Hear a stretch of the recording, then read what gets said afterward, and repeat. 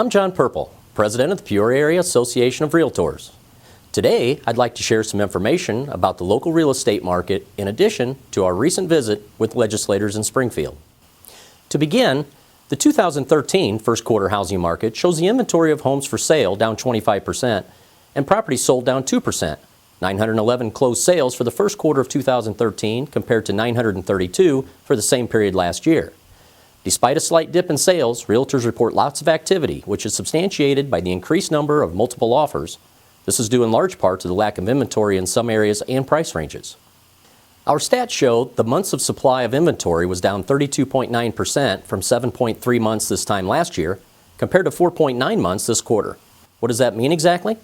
The month supply is the inventory of homes for sale at the end of a given month, divided by the average monthly pending sales from the last 12 months. A 5 to 6 month supply is considered balanced. How does this impact the market? 1, basically we can't sell what we don't have. If the inventory is low, it's more difficult for buyers to find their dream home.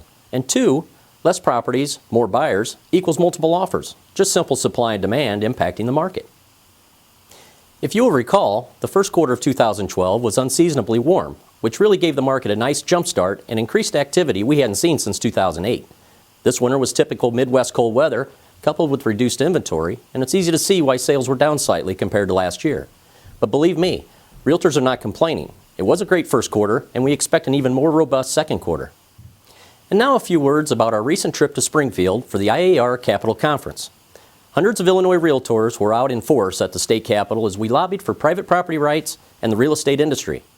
This year, the Peoria contingency was very pleased to meet with Senators Darren LaHood and Dave Kaler and Representatives David Leach and Michael Eunice to discuss important legislative topics, including fight a bill that would allow local tax assessors to file tax liens and penalties against a homeowner who erroneously receives a homestead exemption, even if the violation was unintentional.